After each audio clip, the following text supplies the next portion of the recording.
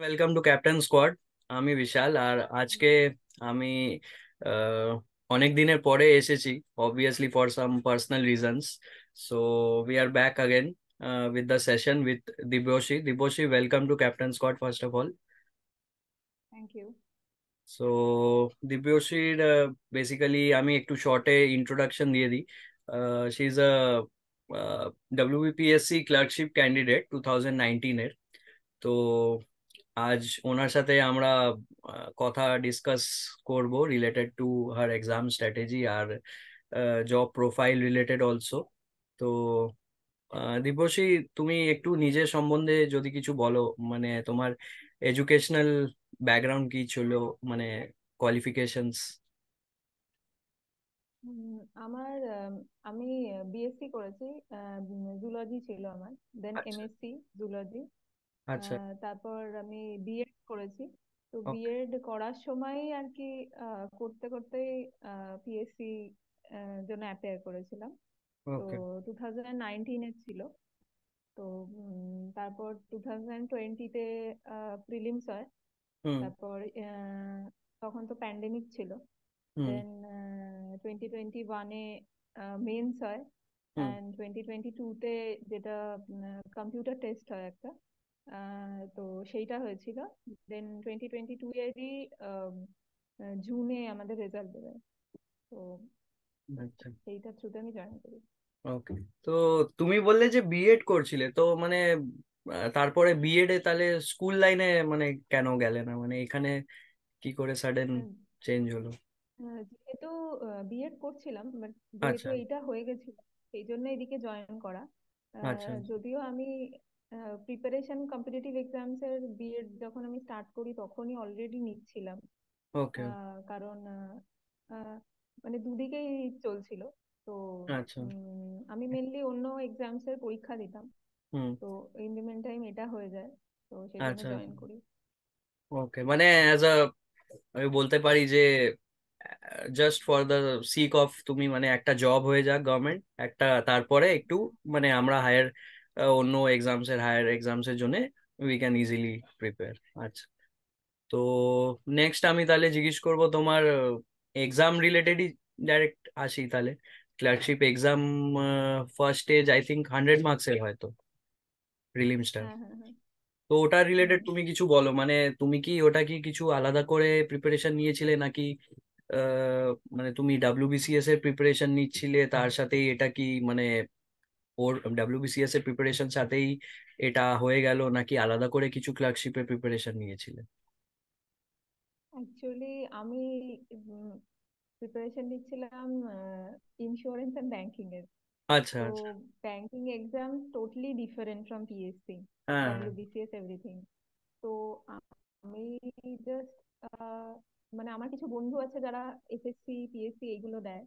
তো one of them just suggested me two appear.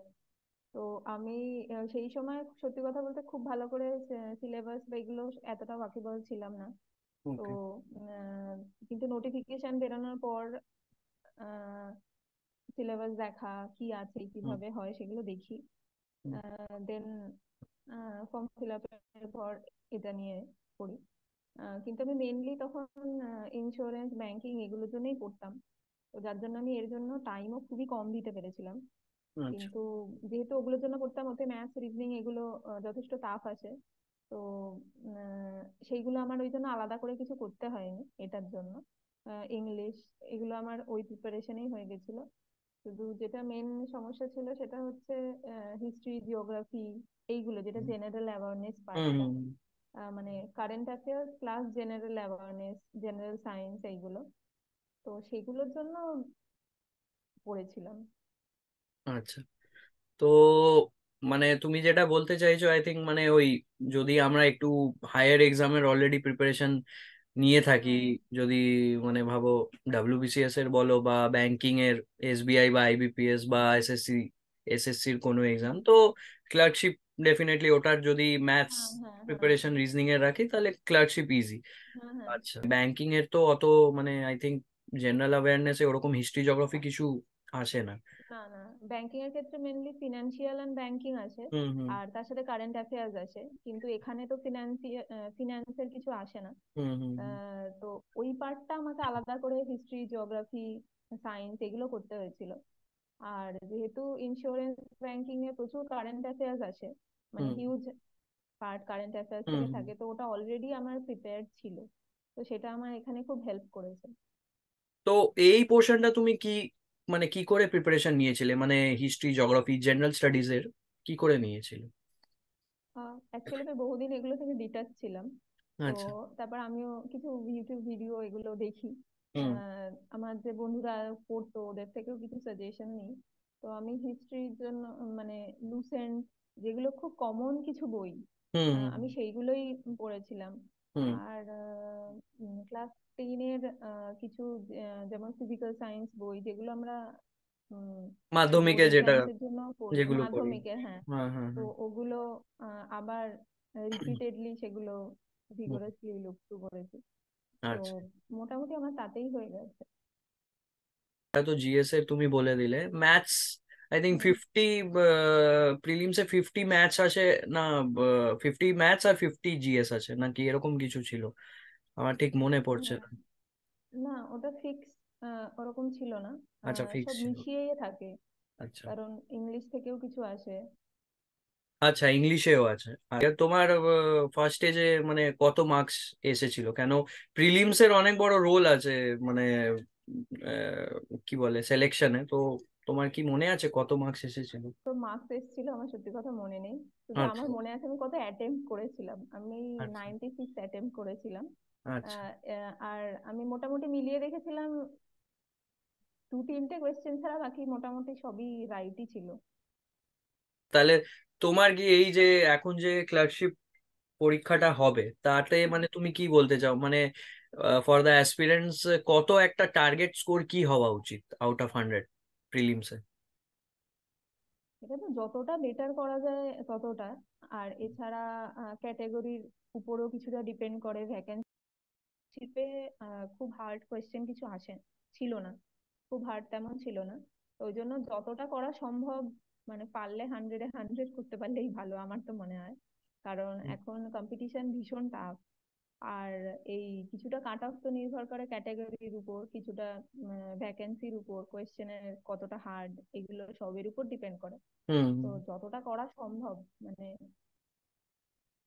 যত মানে বেশি সম্ভব ততই ভালো, হ্যাঁ, যত কারণ কম্পিটিশন সত্যি হাই।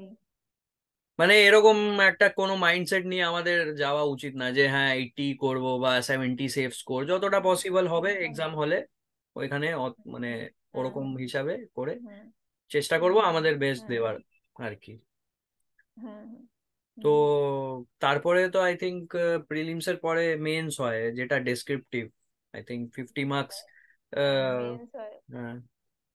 50 মার্কস ইংলিশ এক আর বছর 50 বাদে মার্কস মেন্স হয়েছিল। 1 বছর পরে। আচ্ছা, হ্যাঁ। 1 বছর বাদে হয়েছিল। তো মানে ও এত মাঝে যেহেতু কোভিড ছিল, মানে হুম হুম। আগে কি পরীক্ষা দিয়েছিলাম অলমোস্ট ভুলে গেছিলাম, এরকম অবস্থা। হ্যাঁ হ্যাঁ। যেরকম তুমি বললে যে 1 বছর পরে, মানে প্রিলিমস এর 1 বছর পরে মেন্স হলো, কোভিড এর টাইমও ছিল তখন। তো ওই টাইমে এই যে মানে একটা ফ্রাস্ট্রেশন টাইপ ডেভেলপ হয়, সবারই হয় যে ভীষণ। আই থিঙ্ক তুমিও তখন মানে আনএমপ্লয়েডই ছিলে, হ্যাঁ, মানে আমি এটাই অ্যাজিউম আমার ফার্স্ট করছি। জব। আচ্ছা, এটা তোমার ফার্স্ট জব। হ্যাঁ, তো তখন আনএমপ্লয়মেন্টের টাইম ছিল আর এরকম, তো ওই টাইমে কি করে মানে মেন্টাল ফ্রাস্ট্রেশনটা ডিল করতে? সত্যি কথা বলতে ডিল করতে পারিনি। তো মানে ওই সময় ভীষণই ফ্রাস্ট্রেটেড ছিলাম। আর আচ্ছা।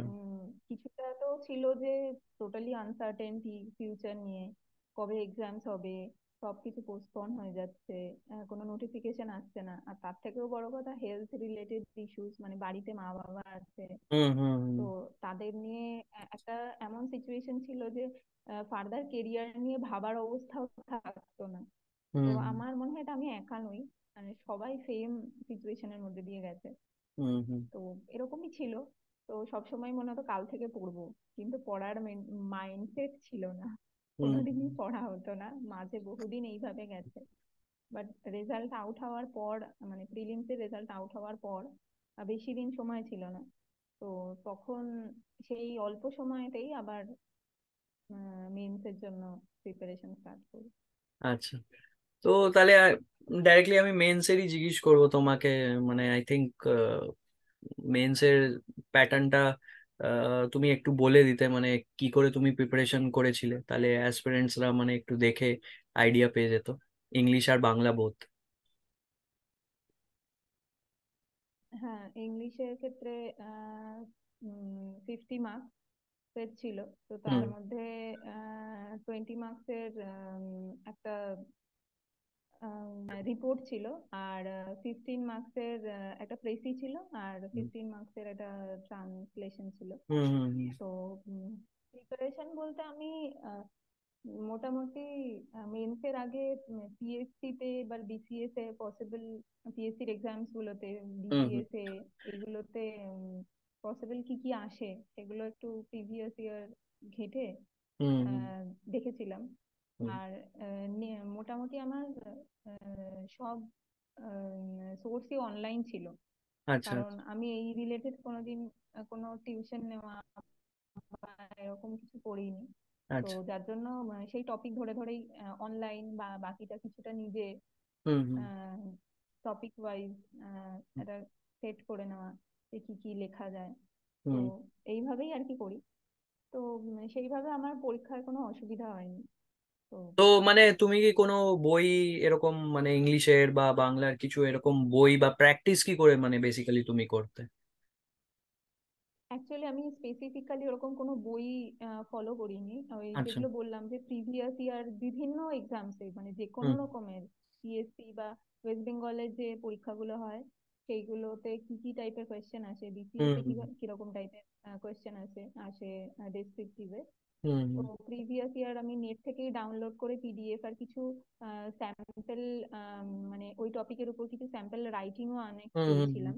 তো মোটামুটি আমি সেইগুলোই পড়তাম, হুম হুম মানে যেটা আমার দেখে মনে হতো যে এতে কন্টেন্ট ভালো আছে আমি হুম হুম সেইভাবেই পড়তাম। তো সত্যি কথা বলতে আমার প্রিপারেশন খুব হ্যাপাজার্ড ছিল। হুম তো মোটামুটি আমি সেইগুলোই লিস্ট ডাউন করে সেইগুলোই বারবার পড়েছি, খুব কম সময় ছিল। তো আলাদা করে কোনো স্পেসিফিক বই ফলো করা বা এরকম কিছু করিনি।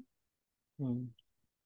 আর ঠিক আমার আছে। মনে হয় লেটারের, মানে এই কিছু কিছু এই ডেসক্রিপটিভ এর ক্ষেত্রে, রিপোর্ট রাইটিং এগুলোর ক্ষেত্রে কিছুটা মানে প্রপার যে স্ট্রাকচার ফলো করাটা খুব ইম্পর্টেন্ট। হুম তো তার জন্য মানে যেরকম আমরা মাধ্যমিকে লিখতাম, তো হুম তখন যে প্রপার স্ট্রাকচার যেভাবে করানো হতো স্কুলে, হুম হুম তো সেইগুলো প্রপারলি ফলো করার, যেগুলো পরবর্তীকালে অনেকটাই মানে আমরা সেখান থেকে বেরিয়ে যাই, হুম হুম ভুলে যাই। তো সেইগুলোকে আবার পুরনো সেগুলো ঘাঁটা, সেগুলো প্রপারলি দেখা, কারণ স্ট্রাকচার ভুল হলে তাতে বেশি মার্কস কাটা যায়। তো সে স্ট্রাকচার যদি প্রপার হয় আর গ্রামাটিক্যালি কারেক্ট হয়, লেখার হুম কন্টেন্ট যদি খুব হাইও না হয়, তাহলেও একটা আহ, উম, ভালো মার্কসই পাওয়া যায় আমার মনে হয়। হুম হুম। হ্যাঁ, এই পয়েন্টটা তুমি মানে অনেক ভালো বলেছো। আমারও এটাই লাগে যে অনেক অ্যাসপিরেন্টসদের মনে থাকে যে হ্যাঁ আমরা একটু ফ্যান্সি ভোক্যাব ইউজ করব, সামহাও যদি কিছু ফ্যান্সি ভোক্যাব টাইপ ইউজ করলে একটা মাইন্ডসেট অনেকজনের হয় যে হয়তো মানে it will help us to face good marks. But যেটা তুমি বললে যে প্রপার একটা ফরম্যাট কারেক্ট হলে আর গ্রামাটিক্যাল যদি সোজাও কেউ লিখে আসে, তো আই থিঙ্ক মানে মানে ভালো মার্কস পাওয়া যায়। হ্যাঁ, মানে আমার মনে হয় যে কোনো মানে কম্পিটিটিভ এক্সামস এর ডেসক্রিপটিভ হুম লেখার মানে একটাই মেন মূল মন্ত্র হওয়া উচিত, সেটা হুম হচ্ছে brief and to the point. হুম হুম যেটা সহজ ভাষায় হবে, কিন্তু লেখাটা খুব ঝরঝরে হবে, মানে হুম হুম হুম ইজি হবে, পড়তে হুম সুবিধা হবে, হুম মানে সহজে বোঝা যাবে, হুম কিন্তু প্রপার স্ট্রাকচারে হবে আর গ্রামাটিক্যালি কারেক্ট হবে। তো বিরাট ভোক্যাবস অনেক বেশি লিখে ফেললাম, এক্সট্রা লিখে ফেললাম, তার কোনো হুম। প্রয়োজন হয় না। ঠিক ঠিক ঠিক।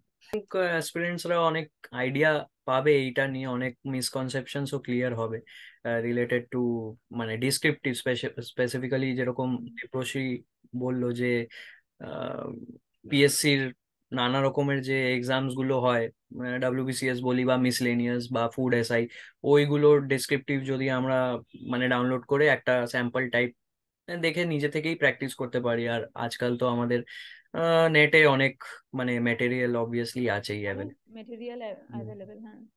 হুম। নেক্সট আমি ওই জিজ্ঞেস করব যে মেন্স এর কতদিন পরে, মানে মেন্স হওয়ার কতদিন পরে রেজাল্টটা বেরোলো, আর তারপরে রেজাল্ট বেরোনোর মানে কতদিন পরে টাইপিং টেস্টটা মানে হলো? আমাদের মেন্স হয়েছিল 2021-এ।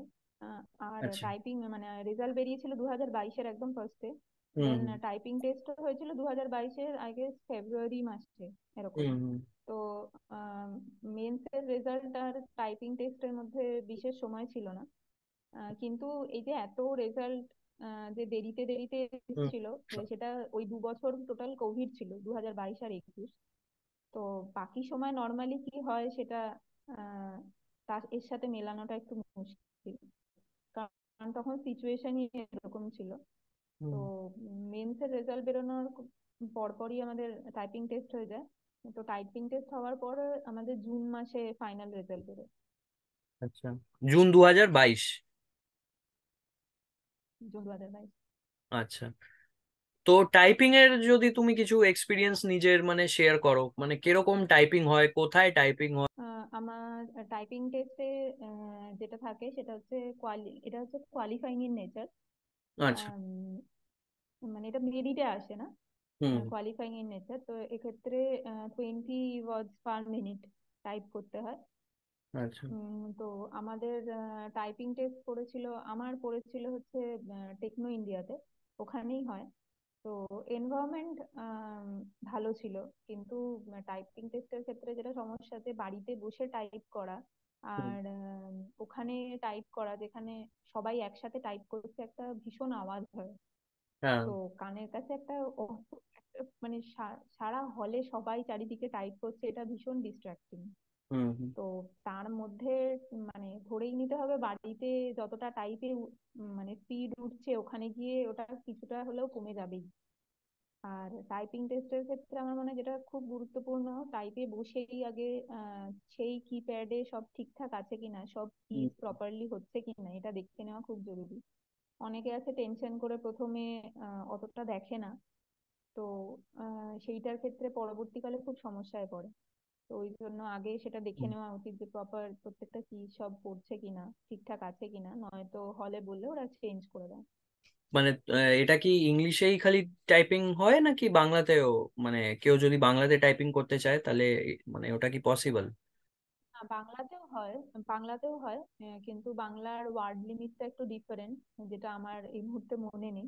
আমি ইংলিশেই করেছিলাম। তো তুমি মানে টাইপিং কোথায় থেকে প্র্যাকটিস করতে, মানে কোনো অ্যাপ ছিল বা কি এরকম কিছু?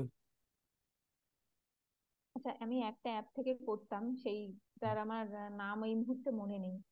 আচ্ছা। কিন্তু সেটাতে 2 মিনিটস না 5 মিনিটসের দিত।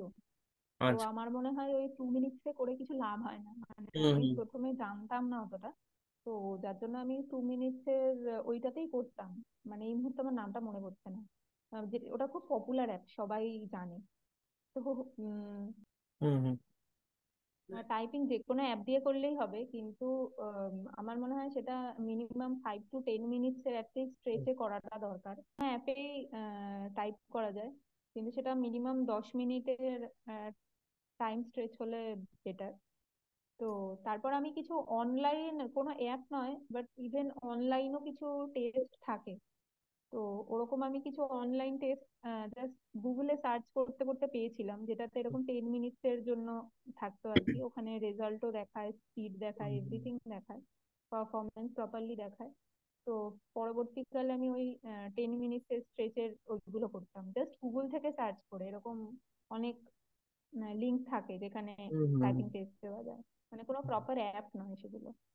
নেক্সট আমি তাহলে জিজ্ঞেস করব মানে রিলেটেড টু তোমার জব প্রোফাইল বেসিক্যালি, মানে তুমি কোন ডিপার্টে অ্যাকচুয়ালি এখন আছো? আমি ওমেন অ্যান্ড চাইল্ড ডেভেলপমেন্টে আছি। আচ্ছা। তো অ্যাজ, ডিরেক্টরেট পোস্টিং। আচ্ছা এটা directorate posting as lower division assistant বা লোয়ার ডিভিশন ক্লার্ক, ক্লার্ক, হ্যাঁ। এটাই?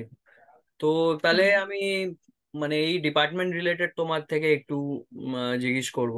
তার তার আগে আমি এটা মিস করে গেলাম যে মানে ফাইনাল রেজাল্ট এই টাইপিং এর বেরোনোর কতদিন পরে অ্যাপ্রক্স জয়নিংটা হলো, আর কি প্রসেসটা বেসিক্যালি হয়, মানে ফাইনাল রেজাল্ট বেরোনোর পরে কি পিভিআর আর মেডিকেল এইসব একটু শর্টে বলে দিলে হেল্পফুল হতো। ফাইনাল অ্যাকচুয়ালি ফার্স্টে রেজাল্ট বেরোয় সেক্রেটারিয়েট আর মানে একদম ফার্স্টের দিকে যাদের র্যাঙ্ক থাকে তারা তারা তাদের হচ্ছে সেক্রেটারিয়েট পোস্টিং হয়। আচ্ছা। দেন তার তারপরে মাঝামাঝি যাদের থাকে তাদের হচ্ছে ডিরেক্টরেট পোস্টিং হয়। ওকে। তো একদম ফার্স্টে রেজাল্ট বেরোয় হচ্ছে সেক্রেটারিয়েট, মানে আমাদের সময় তাই বেরিয়েছিল যে হুম হুম সেক্রেটারিয়েট অ্যান্ড ডিরেক্টরেটের রেজাল্ট ফার্স্ট বেরিয়েছিল। হুম তো হুম রেজাল্ট বেরোনোর পরেই বিভিন্ন ডিপার্টমেন্টে জয়নিং স্টার্ট হয়ে যায়। হুম তো আর রিজিওনালের রেজাল্ট আর একটু পরে বেরোয়। তো এই জন্য ওটা ডিপেন্ড করে যে কবে রেজাল্ট বেরোলো, তারপর থেকেই মোটামুটি ডিপার্টমেন্ট থেকে চিঠি আসা, হুম হুম দেন মেডিকেল ডকুমেন্ট ভেরিফিকেশন সবকিছু স্টার্ট হয়ে যায়। তো আমার জয়েন হইং হতে হতে মাঝে যেহেতু পুজোও ছিল, তো আমার জয়েনিং হতে হতে ডিসেম্বর হয়ে গেছিল, ডিসেম্বর 2022। 2022। আচ্ছা। তো এই যে তুমি যে বললে সেক্রেটারিয়েট, ডিরেক্টরেট আর রিজনাল, এটা বেসিক্যালি কি, মানে তুমি একটু শর্টে এক্সপ্লেন করে দিলে ভালো হতো।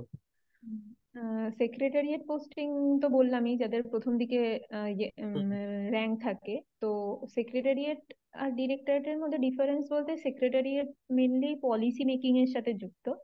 তো আচ্ছা।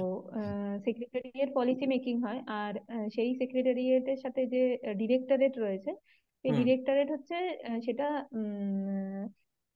মানে গ্রাউন্ড লেভেলে সেটা কাজ করা, সেইগুলোর জন্য ডিরেক্টরেট থাকে, মানে through okay. Regional office. Okay. ঠিক আছে। তো এইভাবে হয়। তো ওই জন্য হায়ারার্কিটা এইভাবেই আসে যে আচ্ছা সেক্রেটারিয়েট, তারপরে ডিরেক্টরেট, তারপরে রিজিওনাল। আচ্ছা আচ্ছা। আর আহ, এইভাবেই ছিল। তো এটা কি কিছু তো এগুলোর, প্রেফারেন্সও দিতে হয় নাকি? হ্যাঁ, যখন ফর্ম ফিল আপ হয় তখন প্রেফারেন্স দিতে হয়। তো আচ্ছা। ফর্ম ফিল আপের সময় প্রেফারেন্স তো দেওয়া যায়, কারণ মেনলি সেক্রেটারিয়েট পোস্টিং গুলো আমাদের কলকাতাতেই হয়। আর আচ্ছা আচ্ছা। হচ্ছে আরেকটা আছে হচ্ছে হুম শিলিগুড়িতে আছে।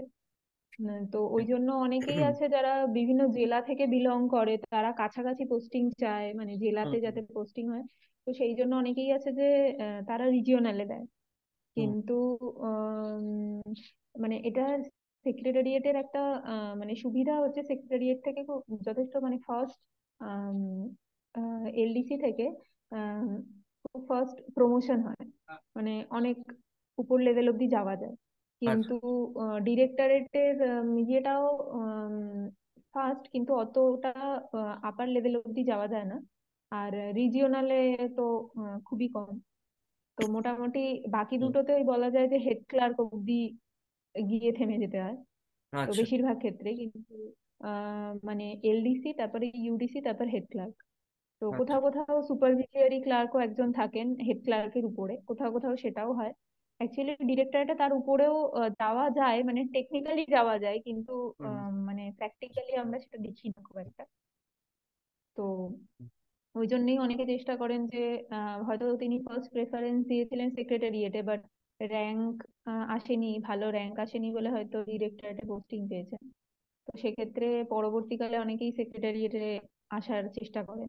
মানে অনেকজনের এটা থাকে কোয়েরি যে, দেখেছি অনেকজন আবার বলেও যে মানে ক্লার্কশিপ যদি মানে বিলো 30 ইয়ার্স এর যদি জয়েন যদি কেউ করে, তো ডেপুটি সেক্রেটারি পোস্ট অব্দি মানে যাওয়া যায় এরকম দেখা গেছে। তো এটা মানে যাওয়া যায়। হুম। হুম। প্র্যাকটিক্যালি এটা মানে কতটা পসিবল?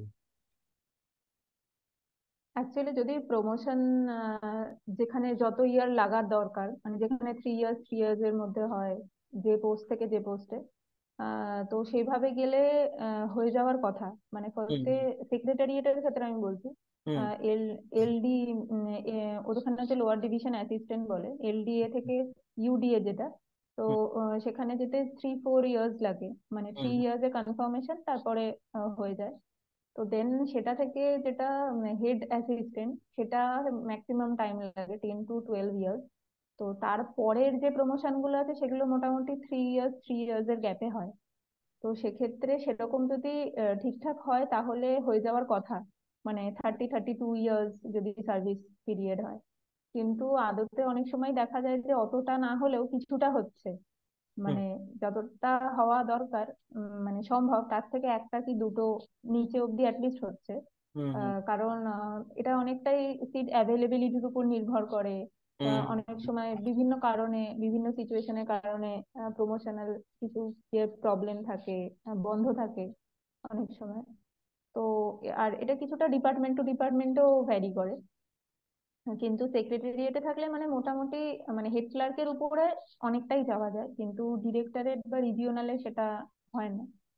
তো আচ্ছা সেই জন্য স্পেশালি ডিরেক্টরেট থেকে অনেকেই চেষ্টা করে একটা মানে একটা ল্যাটারাল ওয়ে যদি বলি, সেটা হচ্ছে আফটার 3 ইয়ার্স আফটার কনফার্মেশন হুম মানে সেক্রেটারিয়েটে যাওয়ার জন্য অ্যাপ্লাই করা যায়। তো আচ্ছা সেটা করা যায়, কিন্তু সেক্ষেত্রে মানে ওখান থেকে সেক্রেটারিয়েটে মানে যখন থেকে কেউ জয়েন করলো সেখান থেকে তার সার্ভিস পিরিয়ড মানে আফটার 3 ইয়ার্স সে ইউডিসি হবে, হুম তারপর হুম। আফটার 10 ইয়ার্স হেড ক্লার্ক হবে, এইভাবে ধরা হবে আর কি। তো কিন্তু সেটাও একটা রাস্তা আর কি, কিছু 3-4 বছর পিছিয়ে গেলেও হুম হুম। সেটাও একটা রাস্তা যে ডিরেক্টরেট থেকে যাওয়া যায়। তো প্রমোশন কি মানে পুরোপুরি কি টাইম বেসিসই, নাকি কিছু এরকমও আছে স্কোপ যে এক্সাম দিয়ে আমরা মানে কিছু একটা প্রমোশন নিতে পারি, এরকম কিছু? না, এটা মেনলি টাইম বেসড আচ্ছা আচ্ছা ক্লার্কশিপের ক্ষেত্রে, মানে আচ্ছা। আমার যতদূর নলেজে আছে। তো তুমি যেরকম এখন as a lower division clerk entry লেভেলে আছো, তো তুমি একটু শর্টে বলে হুম। দাও মানে কোন পোস্ট অবধি, মানে অ্যাকর্ডিং টু দ্য লেটেস্ট, মানে রিসেন্ট এখন যেটা প্রেজেন্ট সিনারিও, কোন পোস্ট অবধি মানে তুমি যেতে পারো, আর মানে কতটা টাইম, কি কি পোস্টে, মানে কি কতটা টাইম আমি লাগে? যেহেতু আমি যেহেতু ডিরেক্টরেটে আছি, তো আমার ক্ষেত্রে ওটা মানে হেড ক্লার্ক অব্দি হবে। আচ্ছা তো আর যদি সেক্রেটারিয়েটে চলে যাই তাহলে সেখানে কোথায় পোস্টিং হচ্ছে, কোন কিসের আন্ডারে তখন আমি আসছি, কোন ডিপার্টমেন্ট কি বৃত্তান্ত, সেইভাবে সেটা বলতে পারবো। আচ্ছা আচ্ছা। আপাতত ডিরেক্টরেটে আমি যেখানে আছি সেখানে ভাবলে হেড ক্লার্ক অব্দি। হেড ক্লার্ক, সেটা কত হুম। বছর পরে, মানে ইউডিসি তুমি কত বছর পরে হয়ে যাবে? ইউডিসি 3 বছর, তিন তিন তিন বছর। বছর পরে মানে 3 বছরের কনফার্মেশন, হুম। সেখান থেকে মানে 3 to 4 ইয়ার্স এর মধ্যে হয়ে যায়। আর তারপরে হেড আর ক্লার্ক কত সেখান বছর? থেকে হেড ক্লার্ক মোটামুটি, যদিও সেটা অ্যাভেলেবিলিটির উপর নির্ভর করে, কারণ এখন অনেক ক্যান্ডিডেট নতুন ঢুকছে একসাথে, তো অবভিয়াসলি পরবর্তীকালে মানে হেড ক্লার্কের সংখ্যা তো কমই হয়। হুম তো হুম। সেক্ষেত্রে কে হবে কি হবে না, মানে সেটা ডিপেন্ড করছে অনেকটাই, মানে মোটামুটি 10-12 বছরের মধ্যে হয়ে যাওয়ার কথা, কিন্তু সবসময় সেই অ্যাভেলেবিলিটি থাকে না। তো আচ্ছা তখন অনেকের ক্ষেত্রে হয়তো অনেক বেশি সময়ও লাগতে পারে। আচ্ছা। তো তোমার এখন মানে এই যে ডিপার্টমেন্ট তুমি বললে, ওমেন অ্যান্ড চাইল্ড ডেভেলপমেন্ট, তো এটার মানে তোমার পোস্টিং এখন কোথায়? আমার পোস্টিং সল্টলেকে।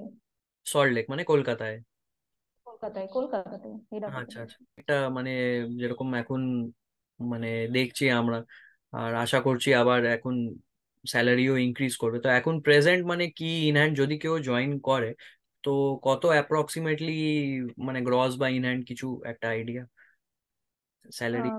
এই মুহূর্তে মানে যারা জয়েন করবে, যেহেতু আমার জয়েনের পর ইনক্রিমেন্ট এটা একটা হয়ে গেছে, তো হুম আমি সেটা আমি ধরছি না। যদি হুম যখন জয়েনিং ছিল হুম। তখন হচ্ছে 26,500 অ্যারাউন্ড। আচ্ছা আচ্ছা। তোমার ফার্স্ট ডে আমি জিজ্ঞেস করবো, তোমার ফার্স্ট ডে মানে যেহেতু তুমিও বললে যে এটা তোমার ফার্স্ট জব আছে, আর সেটাও মানে গভর্নমেন্ট জব, তো কিরকম ফার্স্ট ডে, কিরকম তোমার এক্সপিরিয়েন্স ছিল, একটু শর্টে যদি তুমি বলো। ফার্স্ট এক্সপিরিয়েন্স আমার ডিপার্টমেন্ট আমার খুবই ভালো। মানে সবাই ভীষণ কোঅপারেট করেন। তো প্রথম দিক থেকে ভীষণ ওয়ার্ম ওয়েলকামিং বিহেভিয়ার ছিল সবারই। আচ্ছা তো আচ্ছা। মোটামুটি আমার কোনোদিনই সেরকম কিছু অসুবিধা হয়নি, মানে সিনিয়ররা খুবই কোঅপারেট করেন, কিছু হুম সমস্যা হলে সেগুলো দেখিয়ে দেওয়া, মানে আমি খুবই হেল্প পেয়েছি। তো হুম আমাদের ডিপার্টমেন্টের যিনি ম্যানেজার স্যার আছেন বা হুম আমাদের যিনি সেকশন হেড আছেন, তো সবাই আর কি খুবই এনকারেজিং বলতে পারো।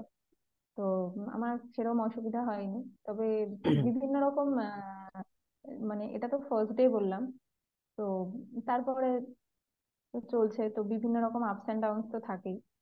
সেটা তো অবভিয়াসলি হ্যাঁ, জবে তো ওটার রিলেটেডই আগে মানে এটাই লাস্ট অলমোস্ট, আর তো অলমোস্ট আমরা সবই কভার করে নিয়েছি। এটাই জিজ্ঞেস করবো মানে তোমার বেসিক্যালি জব প্রোফাইলটা মানে কি, মানে ডে টু ডে লাইফে আর তোমার ওয়ার্কিং টাইম আর কতদিন মানে ওয়ার্কিং হয় উইকে, এইগুলোই। আমাদের তো 5 ডেজ ওয়ার্ক। আচ্ছা।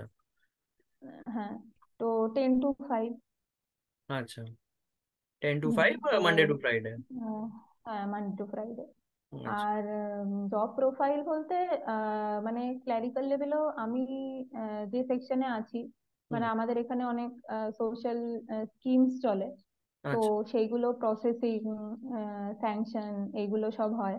তো হুম সেগুলোর বিভিন্ন ক্ল্যারিক্যাল লেভেলে বিভিন্ন জনকে এক একটা দায়িত্ব দেওয়া আছে, চার্জ দেওয়া আছে। হুম হুম তো আমি এরকম দুটো ক্ষেত্রে চার্জ আমার উপর আছে। তো হুম। সেগুলো আমাকে পুরোটা দেখতে হয়। তো এইরকম আর কি। আচ্ছা, মানে এটা আমি মানে এজিউম করতে পারি যে যদি কেউ ক্লার্কশিপে মানে ঢুকে, এন্ট্রি লেভেলে যদি ঢুকে কেউ বড় কোনো অন্য এক্সামের বা ইউপিএসসি, ডাব্লিউবিসিএস বা সিজিএল এর যদি প্রিপারেশন করে, তো আই থিঙ্ক সাফিসিয়েন্ট টাইম পাওয়া যায়, তাই তো? হ্যাঁ, হ্যাঁ, হ্যাঁ, হ্যাঁ, হ্যাঁ। টাইম যদি নিজে একটু অ্যাডজাস্ট করে করা যায়, তো আমার মনে হয় খুব একটা অসুবিধা হওয়ার কথা না। এটাই ফাইনাল অ্যান্ড লাস্ট কোয়েশ্চেন আমি জিজ্ঞেস করবো যে মানে আগামী যে ক্লার্কশিপ মানে হবে এবার, আই থিঙ্ক নোটিফিকেশন বেরিয়ে গেছে, তো তোমার কি হুম, অ্যাসপিরেন্টসদের জন্য কি মেসেজ থাকবে বা কিছু একটা স্পেশাল টিপস থাকবে তোমার? উম, আমি বলবো যে এটা খুব মানে আহ, খুব কঠিনও এক্সাম নয়। মানে যদি কোয়েশ্চেন পয়েন্ট অফ ভিউতে দেখি, মানে প্রিভিয়াস ইয়ারের বেসিসে আমি বলছি, এবার কোন ইয়ারে কিরকম স্ট্যান্ডার্ড আসবে বলা যায় না। কিন্তু যেটা এই যে এটাকে অনেকটা কঠিন করে দেয় সেটা হচ্ছে কম্পিটিশন। হুম ভীষণ হাই কম্পিটিশন, প্রচুর অ্যাসপিরেন্টস অ্যাপিয়ার করে। হুম। আর অনেকেই এটার জন্য ট্রাই করে এই কারণে, কারণ এটার প্রমোশনাল অ্যাসপেক্ট খুব ভালো। আচ্ছা। তো সে আর এছাড়া অনেকেরই বেটার অন্য কিছুর হয়তো করার ইচ্ছা আছে। তো তারা সেগুলোর প্রিপারেশনের জন্য কিছু কিছু জব হয় ভীষণ হেক্টিক, মানে ইনিশিয়াল লেভেলে সেগুলোতে ঢুকে গেলে পরবর্তী প্রিপারেশন আর করা যায় না। তো হুম সেক্ষেত্রেও অনেকে দেখেছি যে ক্লার্কশিপকে টার্গেট করে। তো যেটার জন্যই করুক, আমি বলবো যে একটু স্কিম্যাটিক্যালি যদি পড়া যায়, একটু অর্গানাইজড ওয়েতে পড়া যায়, কি সিলেবাস আছে সেইটা যদি প্রপারলি দেখে সেই তার মধ্যে দিয়ে যদি লুক থ্রু করা যায়। আর একটা হচ্ছে খুব বেসিক জিনিস থেকে অনেক জিনিস আসে, মানে ইংলিশের ক্ষেত্রে দেখেছি যে অনেকেই আছে অনেক ভালো ইংলিশ লিখছে বা পড়ে, কিন্তু খুব বেসিক কোয়েশ্চেন তাদের যদি জিজ্ঞেস করা হয় গ্রামার থেকে, তাহলে তারা সেটা বলতে পারে না। তো আমার মনে হয় বেসিক কনসেপ্ট ক্লিয়ার করা ভীষণ জরুরি। তো এগুলোই। আর হচ্ছে বাকি ম্যাথ এগুলো যার যেটাই সমস্যা আছে, সবাই তো সব সাবজেক্টে সমান নয়। তো যার যেটাতে একটু সমস্যা বা দুর্বলতা আছে, তাকে সেই দিকটা বেশি জোর দিয়ে পড়তে হবে। তো ওভারঅল আমার মনে হয় এটাতে মানে যদি কনসিস্টেন্টলি করা যায়, একটু অর্গানাইজড ওয়েতে করা যায়, তাহলে এটা ক্র্যাক করা সম্ভব। হুম। আচ্ছা, তো এটার সাথে আমরা মানে এই সেশনের এন্ডের দিকে এসে গেলাম। Dibyashree, thank you very much first of all, তুমি এত মানে টাইম দিলে আমাদের, আমরা অনেক তোমাকে অপেক্ষাও ওয়েলকাম। করালাম তো থ্যাংক ইউ ফর দ্যাট। অনেক আর ওয়েলকাম। আর অ্যাসপিরেন্টসদেরকে আর আমাদের সাবস্ক্রাইবার্সদেরকে এটাই বলবো যে মানে অনেকদিন পরে আমরা মানে এটা সেশনটা আনলাম, কিছু পার্সোনাল রিজনসও ছিল, বাট হোপফুলি এবার মানে আমরা কন্টিনিউ করব, আরো অনেক সেশনস আনবো এরকমই, মানে হ্যাঁ, ইনফরমেটিভ অবভিয়াসলি, উইথ আদার মানে অন্য অন্য ডিপার্টমেন্টের লোকেদের সাথে, আর অন্য আরো পরীক্ষা যারা ক্র্যাক করেছে ওদের মানে জার্নিটা শেয়ার করার মানে করতে, আর কি বলে ওদের ডিপার্টমেন্ট রিলেটেড জানতে। তো এই রইলো। তো thank you very much once again, আর most thank you. Welcome. So will meet in the next session. Thank you.